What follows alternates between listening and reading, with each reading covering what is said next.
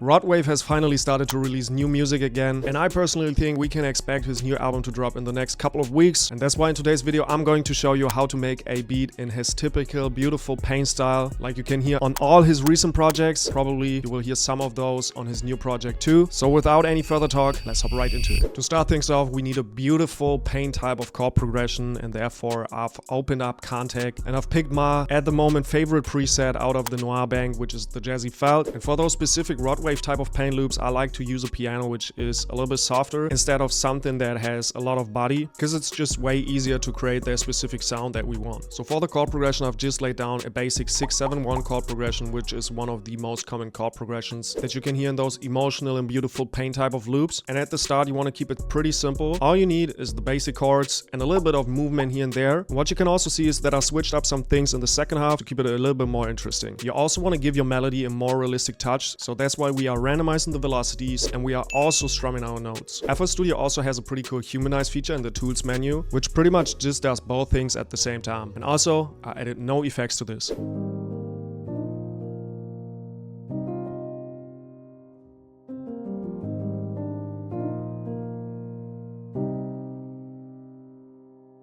So next on, we add the top line keys. So for the top keys, there's nothing really something to explain on, since I always recommend that you work with what you already have. So you let your chord progression play over and over again and just freestyle something on top. Just try to hum a melody, imagine something in your mind, and then lay it down step by step. So you end up with something that really display your own creative thoughts. As I always mention, of course, there are certain things that always work pretty well, which are, for example, these flicks right here. They just kind of add their soulful touch and give that paint melody a more realistic type of vibe too. And for the top line, I also don't have any effects.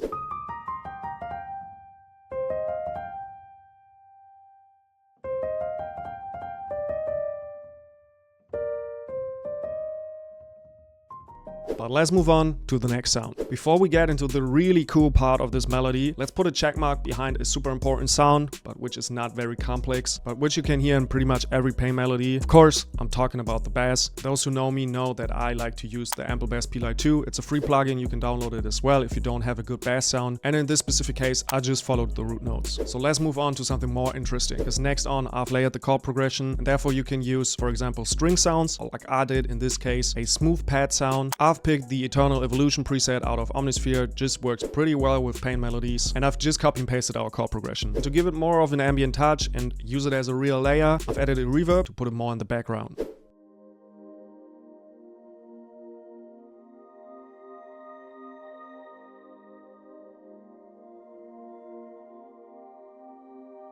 So, and if you think about Rodwave melodies, what is a component that you associate with his specific sound? I think we all think about vocals. Since I don't want to split half of my pop with some indie rock band, if this loop gets placed, I get all my vocal hooks either from Splice, vocal packs, or some vocalists that do specific vocal hooks for paint melodies. And I found this super nice vocal from Splice that just went right with my melody. And I also added a bunch of effects to it. So first of all, we got this reverb, then I've got this chorus from Crystallizer, and this EQ to give that phone call type of character. So in here is what it sounds like with what we already have.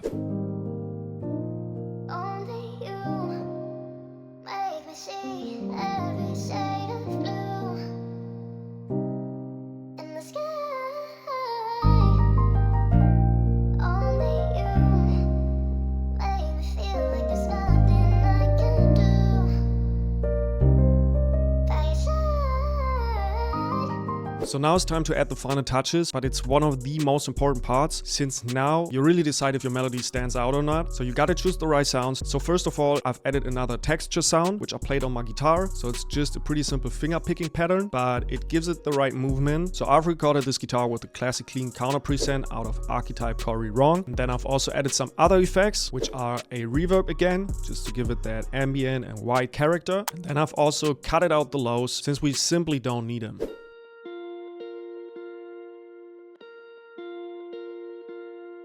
But that is not the only guitar that I've added. And since I'm not at the stage yet where I can play a flawless little lead on the guitar, I usually play them bit by bit. So I've got something in my mind. So technically we got 3 little bits, and I've played every single of them on its own and then put it together at the end. This is the advantage that we have as producers, since we can just use the tools that our program gives us. This is just a sign for you. If you are not the best guitar player, you can still lay down something super fire with your guitar. Just do it bit by bit. And for the effects, we got all the same effects that we got on the first guitar. guitar instance.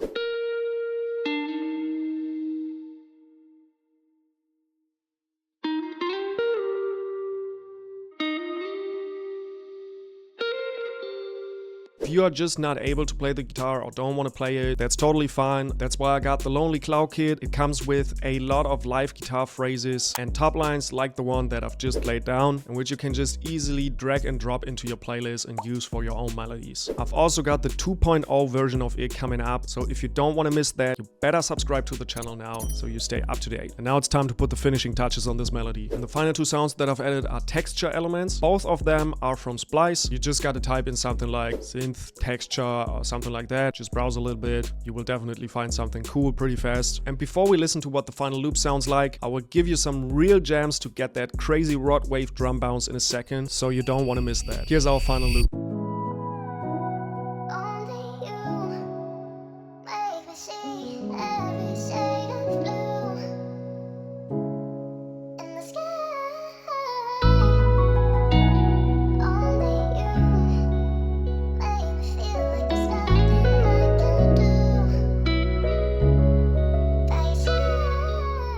So pretty much all of the drum sounds that I'm using are out of the Lonely Cloud kit as well. It's perfectly designed for that specific pain sound. And I'm gonna start right off with the most important sound when it comes to rod wave pain beats. In my opinion, the most important sound that you should spend the most time on is the hi-hat. I've just figured out that you need 1 or 2 of these little breaks in your hi-hat, give it that movement. And the second most important thing is the velocities of your notes. So when you listen to the rod wave beats, you will see a lot of the notes are alternating. So you got some loud notes and you got some quiet notes. We pretty much don't have a single note on the same velocity, and we also have those little breaks right here and right here for that extra bounce that I've just mentioned and which are super important. We'll definitely hear it in the final beat once we get to that point. So this is the part where I usually spend the most time on when I'm making rod wave beats. So the next component that we need is the 808, and for the 808 you typically can hear a Spins 808 with a lot of punch, and that's also what we got right here. So in the first half you can see I've kept this super simple because we already have a lot of movement in the hi-hat, and the 808 and the hi-hat always go together. We want to match those two sounds together. We want to have those two sounds really complement the bounce and really create the bounce. So like just the root notes at this part, and then a little bit more going on at the end of the first section, and then some small little switches in the second half. This is nothing super crazy, but it just makes it more interesting for the ordinary listener. So, and then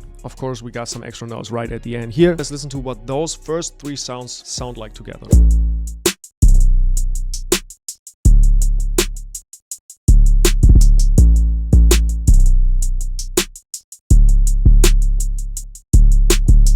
And at this point we've got 80% of the drum bounce already set. Now it's just about like finding the right pockets to put something extra in. But since we've got a more complex melody, I recommend to not overcomplicate it. So if you look at a breakdown, for example, of the Passport Junkie, which T5 did on Kavi's channel, you will see he has like 5 drum components in it. That's in most cases enough if your melody carries a lot of energy and you got the right drum bounce which complements it. So we don't want to overdo it at this point, but of course we want to give it a little bit more of extra bounce, and that's why first of all I've layered my 808 with a kick, and I don't have every note of the 808 layered with the kick, just some notes. But the more important part, if you want to create that extra bounce, are the filler snares, and therefore we got 2 of those. First of all, we've got one right before the first snare, and then we got a second one. Since we alternated the 808 in the second half, I've also alternated the filler snare in the second half to make those 2 sounds match as well. And then we've got the last component, which is an open hat on the 1, and those are every single drum components that you need to make fire rod wave beats. And before we listen to the final beat, let me know in the comments which type of artist I should break down in my next video, what you want to see. And now let's listen to that beautiful pain rod wave beat.